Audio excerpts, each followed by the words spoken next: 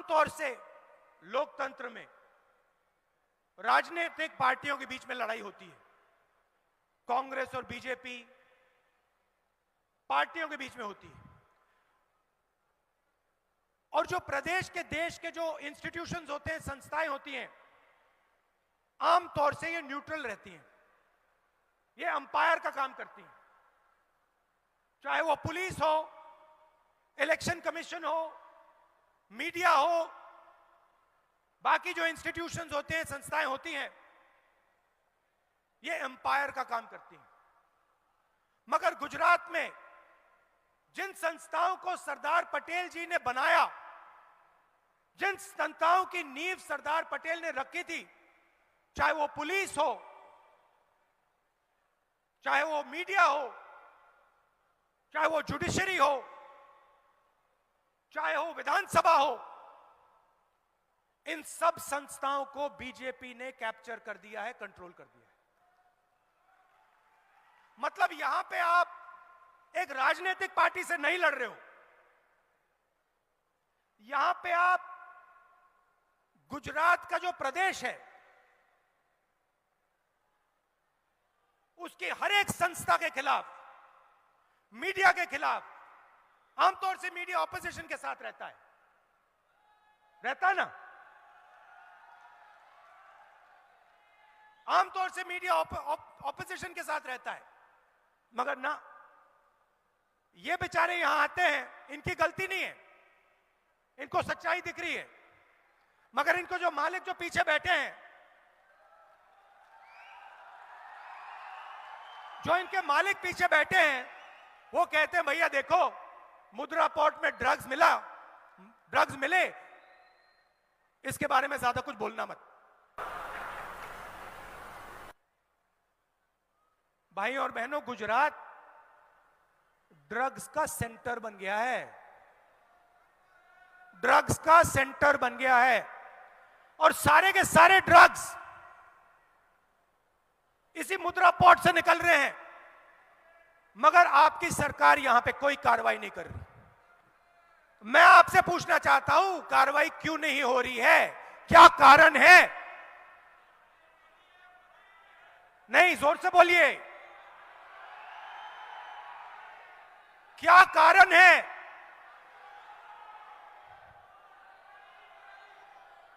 कि हर 2-3 महीने मुद्रा पोर्ट में ड्रग्स मिलते हैं, जो गुजरात के युवाओं का भविष्य को नष्ट कर रहे हैं, खत्म कर रहे हैं, मगर वहां पे कोई एक्शन नहीं लिया जा रहा। कारण क्या है? कोई ना कोई कारण तो होगा। अगर किसी गरीब व्यक्ति के घर में पुलिस वाले ड्रग्स ढूंढ लें, 2 लाठी मार के जेल में कर देते हैं, सही बात है, 2 लाठी मार के अंदर कर देंगे। मगर अगर हजारों करोड़ रुपए के ड्रग्स मुद्रा पोर्ट में मिले, पुलिस कोई कार्रवाई नहीं करेगी। गुजरात मॉडल,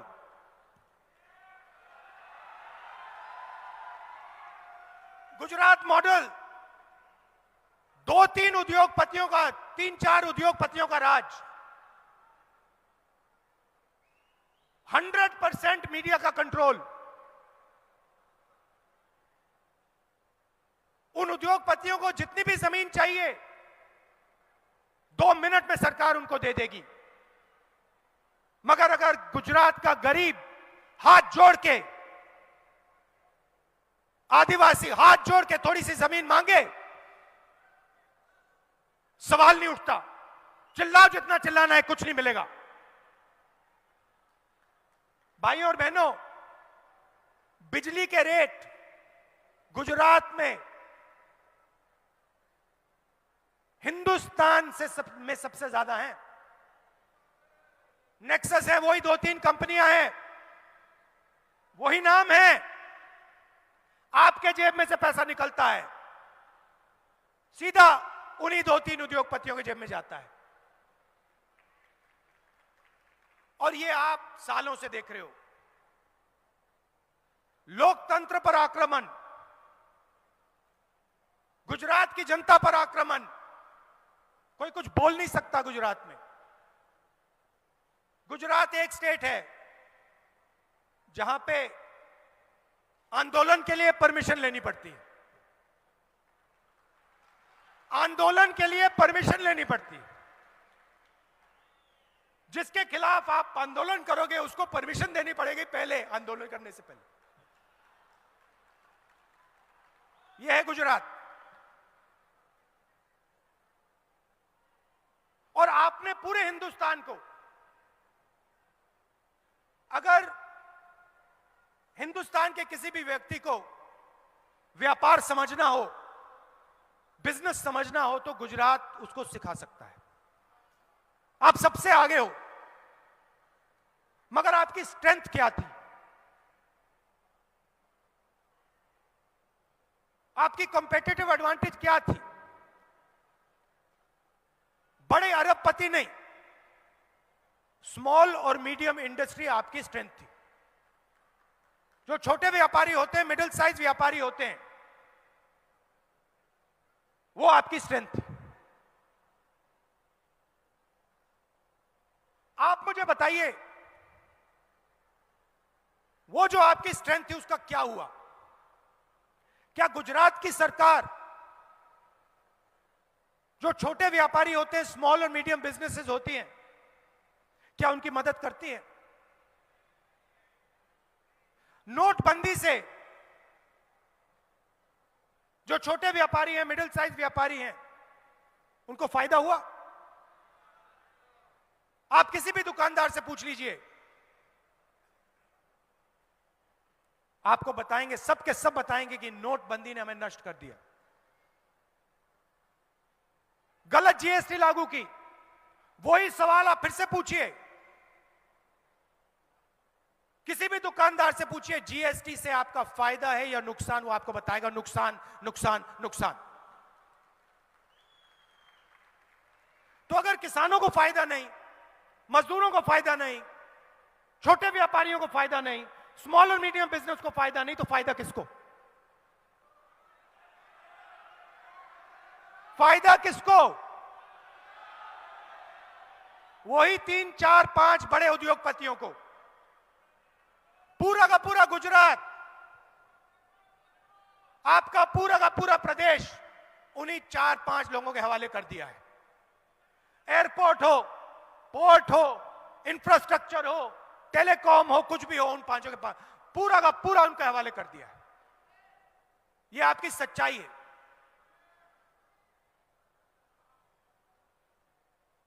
और अगर आप इसके खिलाफ लड़ना चाहो, आंदोलन करना चाहो, तो फिर पहले भैया परमिशन लेना, उन्हीं 3-4 उद्योगपतियों की परमिशन लेना। उससे पहले जनता की आवाज मत उठाना। क्या सरदार पटेल जी ने अंग्रेजों से आंदोलन करने के लिए परमिशन लिया था? क्या सरदार पटेल जी अंग्रेजों के सामने गए और उन्होंने उनसे पूछा कि भैया हमें परमिशन दे दो?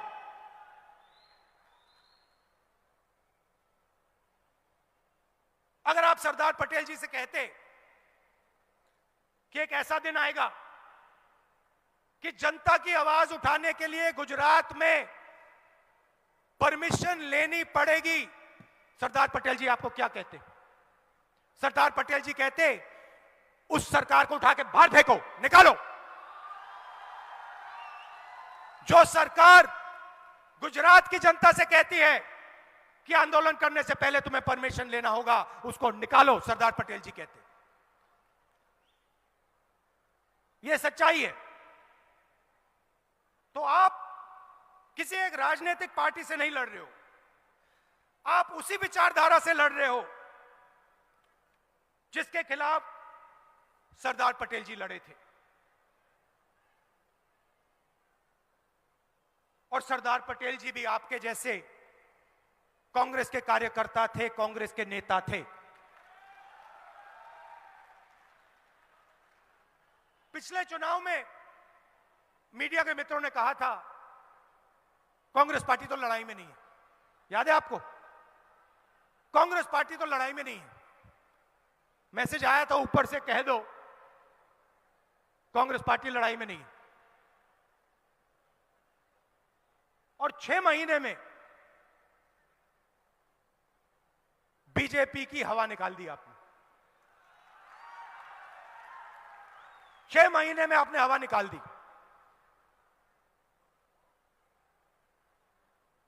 थोड़ी सी कमी रही, मगर आप बब्बर शेर जैसे लड़े, एक साथ खड़े हो गए, विचारधारा के लिए लड़े, गुजरात के किसानों के लिए लड़े, व्यापारियों के लिए, स्मॉल और मीडियम बिजनेस वालों के लिए, युवाओं के लिए।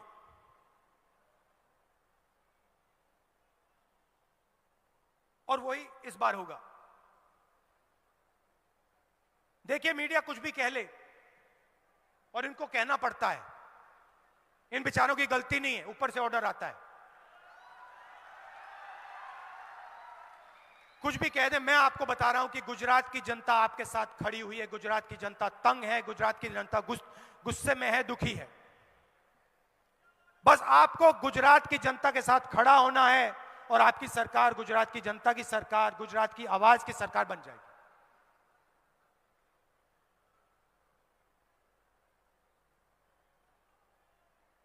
सरकार बनने के बाद गुजरात की जनता के लिए कांग्रेस पार्टी क्या करेगी? पहले मैंने कहा,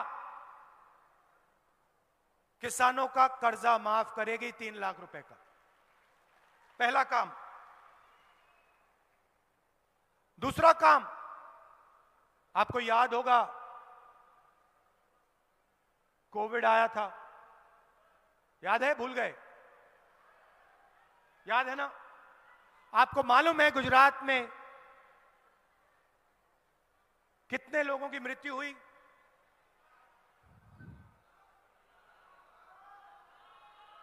3 लाख लोग, 3 लाख लोगों की मृत्यु हुई। आपने सोशल मीडिया पे, व्हाट्सएप पे, फेसबुक पे आपने देखा होगा, अस्पताल के सामने आपने लोगों को देखा होगा। क्या बीजेपी की सरकार ने कॉम्पनसेशन दिया?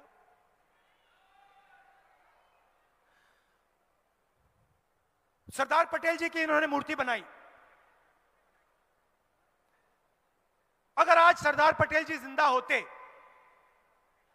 और आप उनसे पूछते, सरदार पटेल जी, गुजरात में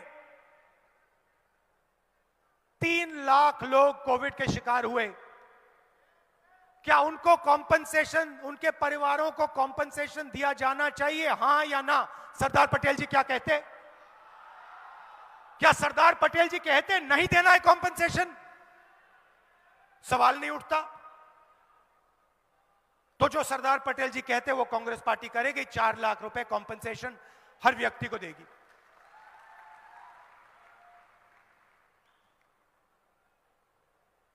किसानों का बिजली बिल माफ करेगी और 300 यूनिट बिजली के जनरल कस्टमर्स को देगी। 3000 इंग्लिश मीडियम स्कूल और लड़कियों के लिए मुफ्त में शिक्षा कांग्रेस पार्टी देगी। हजारों स्कूलों को बीजेपी की सरकार ने बंद किया है। सरदार पटेल जी की मूर्ति लगाई हुई है, हजारों स्कूल को बंद कर रहे हैं। तो हम 3000 इंग्लिश मीडियम स्कूल खोलेंगे और मुफ्त में लड़कियों को शिक्षा देंगे। और जो मिल्क प्रोड्यूसर्स हैं उनको 5 रुपए की सब्सिडी और गैस सिलेंडर जो आज 1000 रुपए का है वो हम 500 रुपए में देंगे। जो यूपीए के समय में 400 रुपए हुआ करता था, जो आज 1000 रुपए है।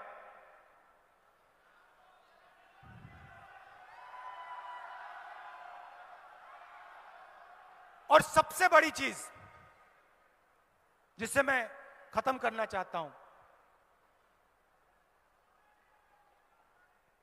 बेरोजगारी और महंगाई। मैंने आपसे कहा कि बीजेपी की पॉलिसीज ने, नोटबंदी ने, जीएसटी ने जो स्मॉल और मीडियम बिजनेसेस हैं, छोटे व्यापारी हैं, उनकी रीढ़ की हड्डी तोड़ दी है। भाइयों और बहनों, सच्चाई यह है कि 2-3 अरबपति इस प्रदेश को रोजगार नहीं दे सकते हैं। रोजगार कौन देता है? रोजगार छोटे बिजनेस, स्मॉल और मीडियम बिजनेस, व्यापारी और किसान देता है। और जब तक इनकी सरकार नहीं बनेगी, जब तक किसानों की, छोटे व्यापारियों की, स्मॉल और मीडियम बिजनेस वालों की सरकार नहीं बनेगी, जो सरकार उनकी पूरी मदद करे, तब तक इस प्रदेश में रोजगार पैदा नहीं हो सकता है। आप जितनी भी कोशिश कर लीजिए, अगर स्मॉल और मीडियम इंडस्ट्री मजबूत नहीं हुई गुजरात में, यहां पे रोजगार पैदा नहीं हो सकता। अगर बैंक के दरवाजे किसानों के लिए, स्मॉल और मीडियम बिजनेसेस के लिए, डायमंड इंडस्ट्री के लिए, टेक्सटाइल इंडस्ट्री के लिए नहीं खुले, तो यहां पे रोजगार पैदा नहीं हो सकता है। और गुजरात के जो युवा हैं भटकते फिरेंगे, मगर उनको रोजगार नहीं मिलेगा। और कांग्रेस पार्टी का फोकस उन युवाओं को रोजगार देने पर होगा। पूरा का पूरा फोकस हम गुजरात के युवाओं को रोजगार देने में लगा देंगे और 10 लाख युवाओं को हम रोजगार देंगे।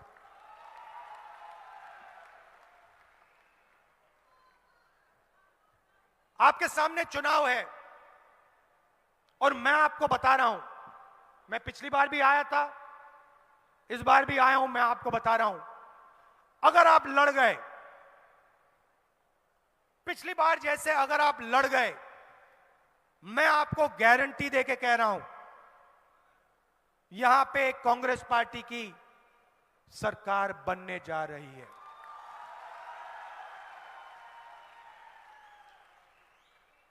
आप देखिए, पिछले 5 साल में कितना भ्रष्टाचार हुआ है। आमतौर से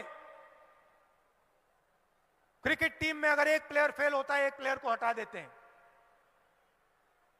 गुजरात की सरकार की जो टीम है, उसमें एक प्लेयर को नहीं, पूरी की पूरी टीम को हटा के फेंक दिया। मतलब ये जानते हैं कि पिछले 5 सालों में इन्होंने गुजरात के लिए कुछ नहीं किया, सिर्फ भ्रष्टाचार किया है, और गुजरात की जनता को यह सब दिख रहा है। तो आप लड़ जाइए, मैं आपके साथ हूं, आप लड़ जाइए, और मैं आपको गारंटी कह के बता रहा हूं, अगर आप लड़ गए, अगर आप कांग्रेस पार्टी की विचारधारा के लिए लड़ गए, अगर आप किसानों की आवाज के लिए, मजदूरों की आवाज के लिए, आम जनता की आवाज के लिए लड़ गए, मैं आपको गारंटी करके कह रहा हूं, कांग्रेस पार्टी का कार्यकर्ता जीत जाएगा। आप हमारी शक्ति हो, आप हमारी रीढ़ की हड्डी हो, और मैं दिल से आपका धन्यवाद करना चाहता हूं कि आप कांग्रेस पार्टी का झंडा उठाते हो, कांग्रेस पार्टी की विचारधारा के लिए लड़ते हो, और गुजरात में आपने बहुत बहुत मुश्किल सही है। मैं समझता हूं, दम लगा के लड़िए, गुजरात में कांग्रेस पार्टी को जिताइए, गुजरात की जनता की और अपनी सरकार बनाइए। बहुत बहुत धन्यवाद, नमस्कार, जय हिंद। ખૂબ ખૂબ આભાર.